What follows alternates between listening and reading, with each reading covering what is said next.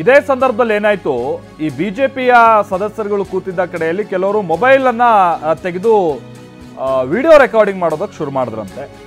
ಆಗ ಕಾಂಗ್ರೆಸ್ ಶಾಸಕರು ಇದ್ರ ಬಗ್ಗೆ ಸಿಟ್ಟಾಗ್ತಾರೆ. ನರೇಂದ್ರ ಸ್ವಾಮಿ ಅವರು ಯಾರದು ವಿಡಿಯೋ ಮಾಡ್ತಾ ಇದ್ದಾರೆ, ಅದು ಕಂಪ್ಲೀಟ್ ಈಗ ಗೊತ್ತಾಗಿದೆ ಅಂತಂದ್ರೆ ಅದೆಲ್ಲ ರೆಕಾರ್ಡಲ್ಲಿ ಇದೆ, ಯಾರು ವಿಡಿಯೋ ಮಾಡ್ತಿದ್ದಾರೆ ಏನು ಎತ್ತ ಅನ್ನುವಂಥದ್ದು, ಅವ್ರ ವಿರುದ್ಧ ಕ್ರಮ ತೆಗೆದುಕೊಳ್ಬೇಕು ಅಂತ ಒತ್ತಾಯಿಸ್ತಾರೆ.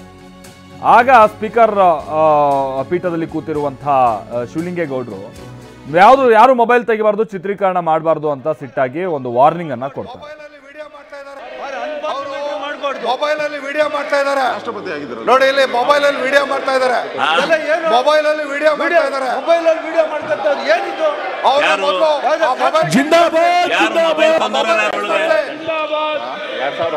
ಯಾರು ವಿಡಿಯೋ ಮಾಡ್ತಾ ಇರೋ ಮೊಬೈಲ್ ಅಲ್ಲಿ ಕಾನೂನು ಕ್ರಮ ಆಗುತ್ತೆ. ಕಾನೂನು ಕ್ರಮ ಜರುಗಿಸಬೇಕಾಗತ್ತೆ. ವಿಡಿಯೋ ಮಾಡಿದ್ರೆ ಮೊಬೈಲ್ ಅಲ್ಲಿ ಯಾರೇ ಆಗಿದ್ರು ಮೊಬೈಲ್ ಅಲ್ಲಿ ಏನಾದ್ರು ವಿಡಿಯೋ ಮಾಡಿದ್ದು ದಾಖಲಾತಿ ಸಿಕ್ಕಿರೆ ಅವ್ರ ಮೇಲೆ ಶಿಸ್ತು ಕ್ರಮ ಜರುಗಿಸಬೇಕಾಗುತ್ತೆ. ಇದೇ ಸದನದಲ್ಲಿ 3 ಜನ ಮಂತ್ರಿಗಳ ರಾಜೀನಾಮೆ ಕೊಟ್ಟಿದ್ದಾರೆ ಗೊತ್ತಾ? 3 ಜನ ಮಂತ್ರಿಗಳ ರಾಜೀನಾಮೆ ಕೊಟ್ಟಿದ್ದಾರೆ. ಈ ತರ ಎಲ್ಲ ಅಸಭ್ಯವಾಗಿ ವರ್ತನೆ ಮಾಡಬಾರ್ದು. ಒಂದು ನಿಮಿಷ. ಸೊ ಇದು ಇವಾಗ ಸದ್ಯ ಕಲಾಪದಲ್ಲಿ ನಡೀತಾ ಇರುವಂತ ಸಂಗತಿ. ಇದ್ರ ಬಗ್ಗೆ ಕಿರಣ್ ನಮ್ಮ ಪ್ರತಿನಿಧಿ ಮತ್ತಷ್ಟು ಡೀಟೇಲ್ಸ್ ಅನ್ನ ಕೊಡ್ತಾರೆ. ನೇರ ಸಂಪರ್ಕದಲ್ಲಿ ನಮ್ಮ ಜೊತೆಗೆ ಜಾಯ್ನ್ ಆಗ್ತಾ ಇದ್ದಾರೆ. ಕಿರಣ್, ಮುಖ್ಯಮಂತ್ರಿಗಳು ಯಾವ ವಿಚಾರವಾಗಿ ಉತ್ತರ ಕೊಡ್ತಾ ಇದ್ರು, ಆಗ ಬಹುಶಃ ಬೇಕು ಅಂತ ಕಾಲಹರಣ ಮಾಡೋದಕ್ಕೆ ಕೆಲವು ವಿಚಾರ ಪ್ರಸ್ತಾಪ ಮಾಡ್ತೀರಂತ ವಿಪಕ್ಷ ನಾಯಕರುಗಳು ಆ ಸಂದರ್ಭದಲ್ಲಿ ಪ್ರಸ್ತಾಪ ಮಾಡ್ತಾರೆ. ಏನಾಯ್ತು ಅಂತೇಳಿ RSS ವಿಚಾರ ಇಲ್ಲಿ ಯಾಕೆ ಬಂತು? PFI ಬ್ಯಾನ್ ಆದಂತ ಸಂಗತಿ ಏನಾದ್ರು ಪ್ರಸ್ತಾಪಕ್ಕೆ ಬಂದಂತ ಸಂದರ್ಭದಲ್ಲಿ RSS ವಿಚಾರ ಪ್ರಸ್ತಾಪಕ್ಕೆ ಬಂದಿದ್ದು ಏನೇನಾಯ್ತು ಕಿರಣ್?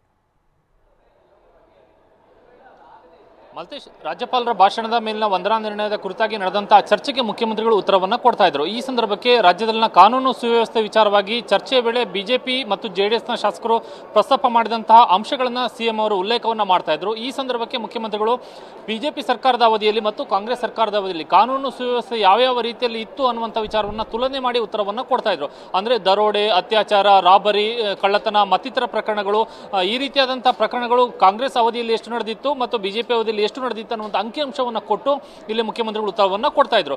ಉತ್ತರವನ್ನ ಕೊಟ್ಟ ಬಳಿಕ ಗಲಭೆಯ ವಿಚಾರವನ್ನ ಪ್ರಸ್ತಾಪ ಮಾಡುವಂತ ಸಂದರ್ಭದಲ್ಲಿ ಆ ವಿಚಾರವನ್ನು ಹೇಳುವಂತಹ ಸಂದರ್ಭದಲ್ಲಿ ಮುಖ್ಯಮಂತ್ರಿಗಳು ನೀವು ಬಿಜೆಪಿಯವರು ಮತ್ತು RSSನವರು ಗಲಭೆಯನ್ನ ಮಾಡುವಂತವರು, ಗಲಭೆಯನ್ನ ಸೃಷ್ಟಿ ಮಾಡುವಂತವರು ಅನ್ನುವಂತಹ ಮಾತನ್ನ ಹೇಳ್ತಾರೆ. ಈ ಮುಖ್ಯಮಂತ್ರಿಗಳು ಈ ಮಾತನ್ನ ಹೇಳಿದಂತ ಸಂದರ್ಭದಲ್ಲಿ ಸಹಜವಾಗಿ ವಿಪಕ್ಷ ಬಿಜೆಪಿ ಶಾಸಕರು ಆಕ್ರೋಶಕ್ಕೀಡಾಗ್ತಾರೆ. ಅವರು ಸದನದಲ್ಲಿ ತಮ್ಮ ಬಹಿರಂಗವಾದಂತಹ ಆಕ್ರೋಶವನ್ನ ತಕ್ಷಣಕ್ಕೆ ವ್ಯಕ್ತಪಡಿಸಿದ್ದಾರೆ. ಈ ಸಂದರ್ಭದಲ್ಲಿ ಮುಖ್ಯಮಂತ್ರಿಗಳ ಪರವಾಗಿ ಕಾಂಗ್ರೆಸ್ನ ಶಾಸಕರು ಮತ್ತು ಸಚಿವರು ಬೆಂಬಲಕ್ಕೆ ನಿಂತಾಗ ಬಿಜೆಪಿ ಮತ್ತು ಕಾಂಗ್ರೆಸ್ ಶಾಸಕರ ಮಧ್ಯೆ ವಾಗ್ಯುದ್ಧ ನಡೆಯುತ್ತೆ. ಅಲ್ಲಿ ಪರಸ್ಪರ ಆಕ್ರೋಶದ ಮಾತುಗಳು ಮತ್ತು ಘೋಷಣೆಗಳು ಕೂಡ ನಡೆಯುತ್ತೆ. ಹೀಗಾಗಿ RSS ವಿಚಾರವಾಗಿ ಮಾತನಾಡಿದ ಸಂದರ್ಭದಲ್ಲಿ ವಿಪಕ್ಷ ನಾಯಕ ಆರ್ ಅಶೋಕ್ ಪ್ರಬಲವಾದಂತಹ ವಿರೋಧವನ್ನು ವ್ಯಕ್ತಪಡಿಸುತ್ತಾರೆ. ಇಲ್ಲಿ RSSನವರು ಗಲಭೆಯನ್ನ ಮಾಡುವಂತವರು ಅನ್ನುವಂತಹ ಮುಖ್ಯಮಂತ್ರಿಗಳ ಮಾತಿಗೆ ತೀವ್ರ ಆಕ್ರೋಶ ವ್ಯಕ್ತಪಡಿಸಿದಂತಹ ಅಶೋಕ್, ನಾನು ಕೂಡ RSS ಮತ್ತು ದೇಶದ ಪ್ರಧಾನಿ ಹಾಗೂ ಗೃಹ ಸಚಿವರು ಕೂಡ RSS, ಹೀಗಾಗಿ RSS ಗಲಭೆ ಮಾಡ್ತಿರುವಂತವರು ಅನ್ನುವಂತಹ ಮಾತನ್ನ ಮುಖ್ಯಮಂತ್ರಿಗಳು ಹೇಳಿದಂತ ವಿಚಾರವನ್ನ ತಕ್ಷಣ ಕಡತದಿಂದ ವಾಪಸ್ ಪಡಿಬೇಕನ್ನುವಂತ ಆಗ್ರಹವನ್ನ ಅಶೋಕ್ ಅವರು ಮಾಡ್ತಾರೆ.